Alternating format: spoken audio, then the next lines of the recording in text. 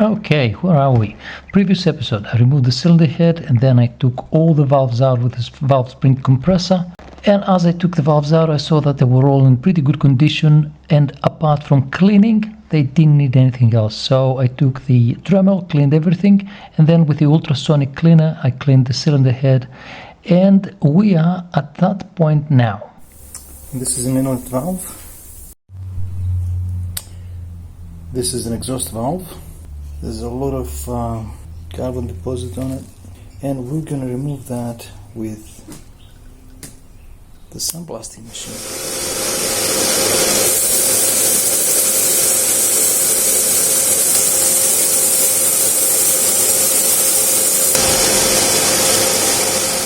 And this is a clean inlet valve. That is done with glass beads in the sandblasting machine. This is the difference between a dirty and a clean valve after the machine.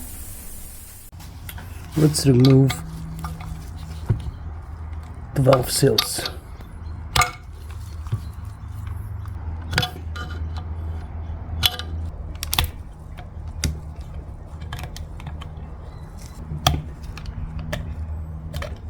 Time to go for a lap job. All I want to do is just to do a bit of a lap to make sure valves and seats are sitting properly and they're sealed. So let's start with the first inlet valve. Just a small amount and apply it all over the valve seat.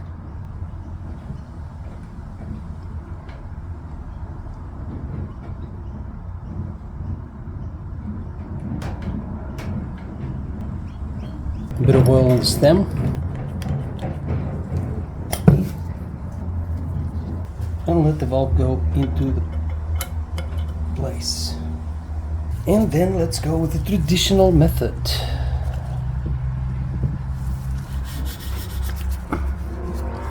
Which is very nerve-breaking. You apply some pressure, you lift, you twist the quarter, then again pressure, lift, quarter, turn, and then it comes out. And this is what happens all the time. Imagine you have to do that on 16 valves. I remember when I did a Caterpillar front loader, a 980C, it had 24 valves, 6 cylinders, 4 valves per cylinder. My father told me, well, that's your job. And I had to do a couple of times coarse and then one final with fine. It took me all day, but thank God I did them with a drill bit. Drill bit? Hold on. Do you thinking what I'm thinking? Drill bit, this, valve. Interesting.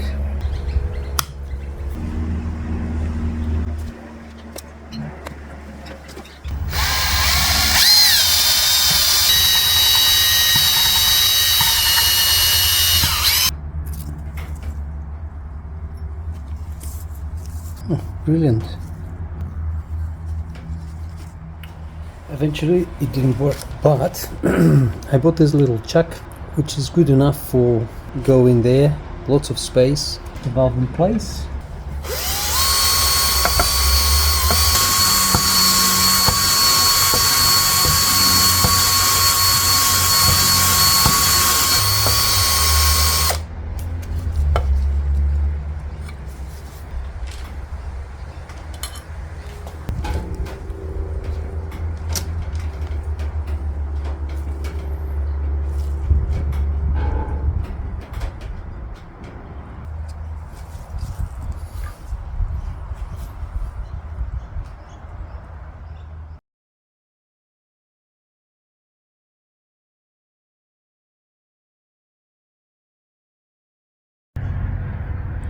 As you can see, this surface of the valve has a few imperfections.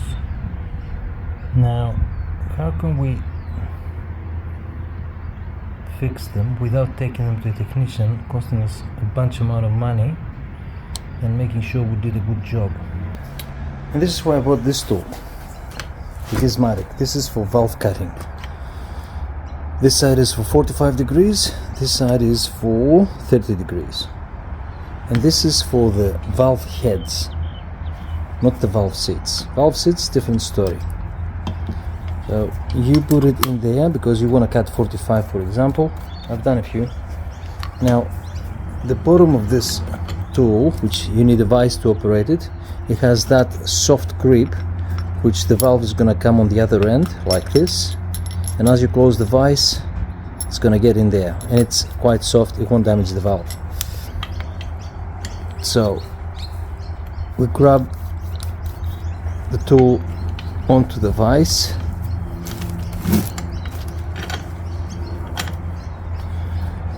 and then you have two operations. One is the feed and one is the rotation. Rotation has to be always clockwise when you cut the valve.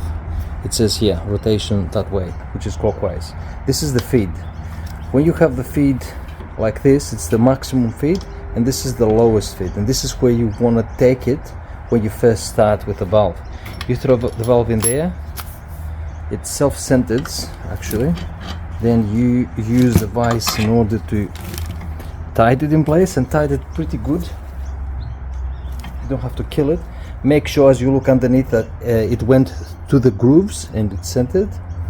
And now as you push the feed, the whole thing lifts up fractions of a millimeter, and as you rotate it cuts the valve on 45 degrees. So let's see, and they say 1 turn every 2 seconds, so it's gonna be about that motion, I think.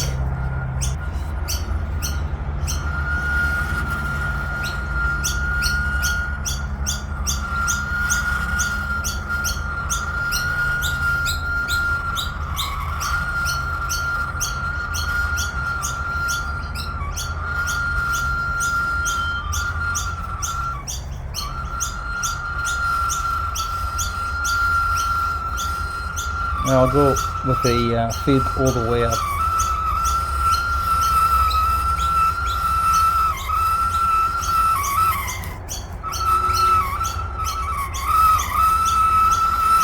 And then when you want to release it, you put the feed back while you're turning,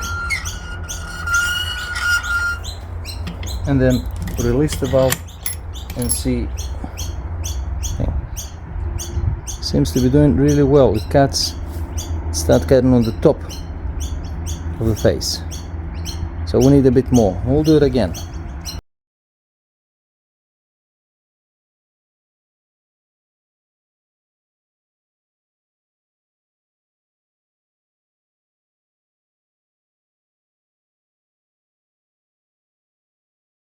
Release the valve and see what we've done.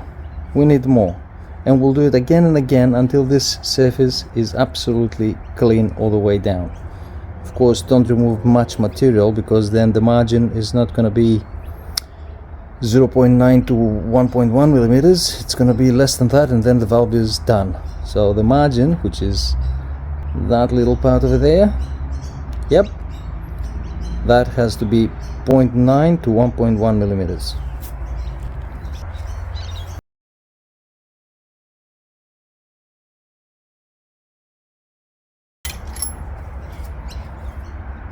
And look at that, that's perfect. This is the surface I want.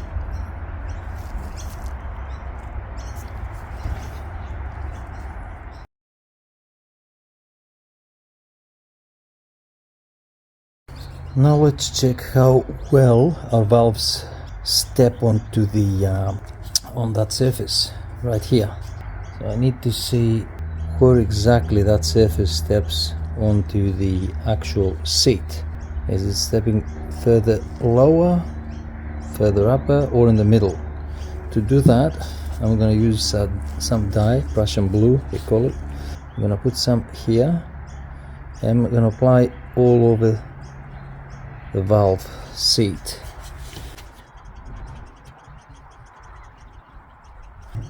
So let's try with the dye and see where our valve steps and if it steps correctly on the seat.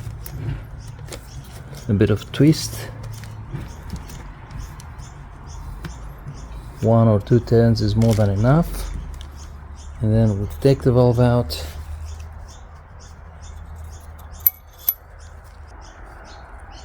and it steps right in the middle. Step right in the middle. See, it pushed all the color on the sides, and on the center is light blue. And that's what I want. I'm gonna check all the valves, and I'm gonna see if I've done a good job with all of them. Let's see the inlet valve now. I'm gonna put some color. I'll try not to put much right on the seat of the valve so it won't go all over the place. And then I'm gonna take that inlet valve, put it in there, let it sit all the way down, twist. That's more than enough to take color on it, and it's right in the middle. Right in the bloody middle. Perfect. I'm happy with that. Very happy with that. And now, after having cleaned all the surfaces nicely, let's put the valves on.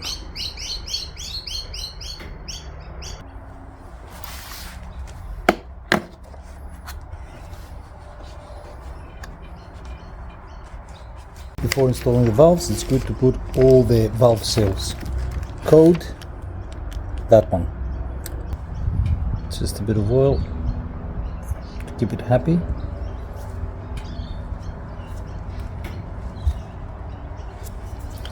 And push.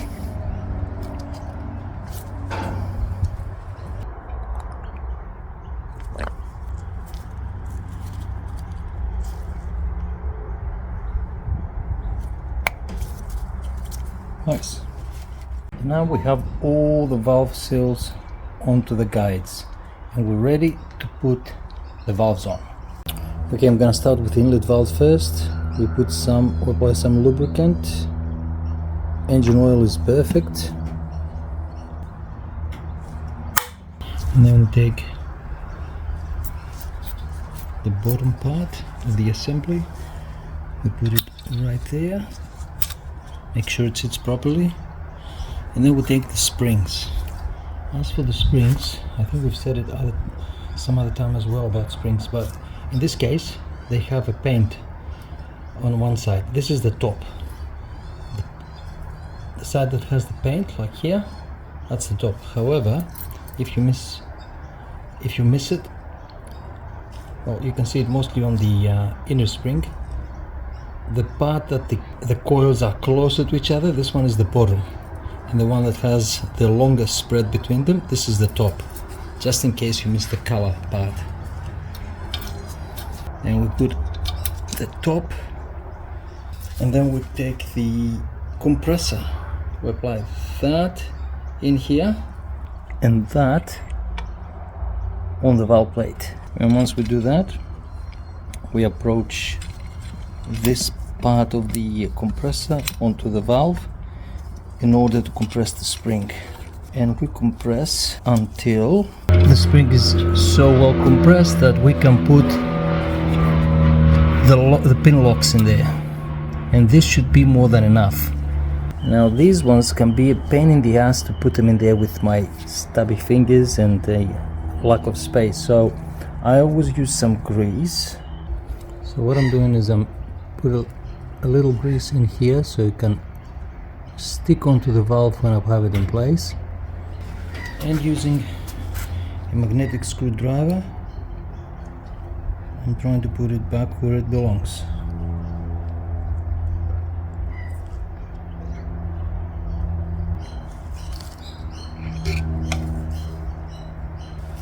And let's try the other one. I'm gonna have to use my finger to leave it in place. Place it better to go just behind the groove point. If it's difficult to go in there, that means that the valve plate, the spring plate, has been moved one side or another. So move the compressor and yep, put it back where it belongs. Now let me show you at a better angle. Both the pins, yeah, just on the groove. So if I release the spring compressor, everything's going to be in place without any issues. Let's do that.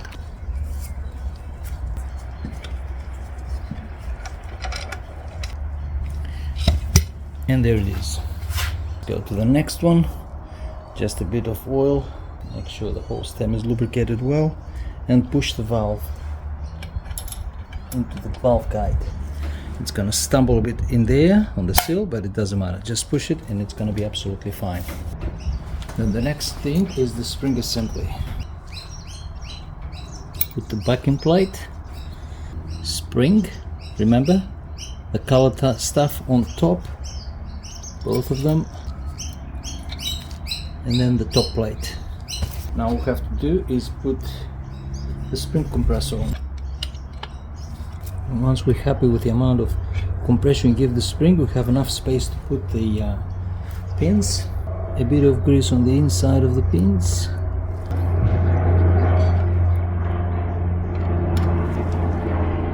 Put them on. Some grease.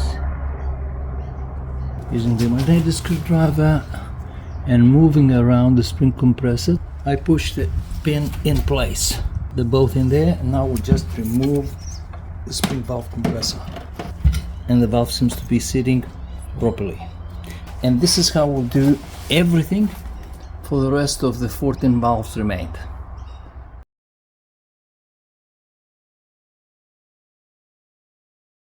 Let's now test the valves. Let's check the exhaust first, and my test of proper sealing valves are throw some fuel, petrol, through each one of the ports. Let's go on the exhaust ports.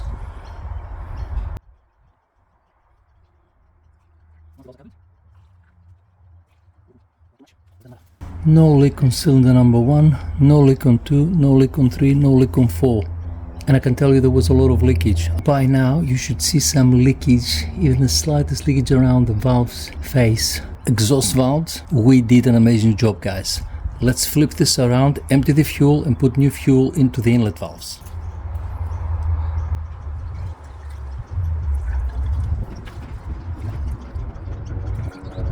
Nothing at all. No leaks at all, and I'm very happy with that.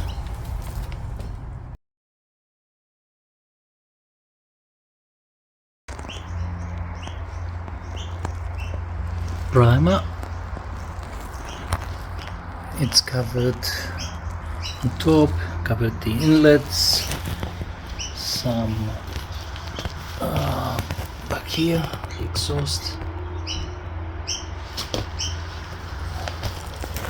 And I have also masked it underneath, so we won't have any issues. So the primer is applied, and I'm thinking putting clear on the whole engine once I have all the engine all together. But I'll see about that. Let me know your opinion. And color application. After half an hour applying the primer, it looks good. Tomorrow I'm gonna check if I missed any spots or anything. It's quite wet at the moment. I don't want to move it and find out what the missed points are.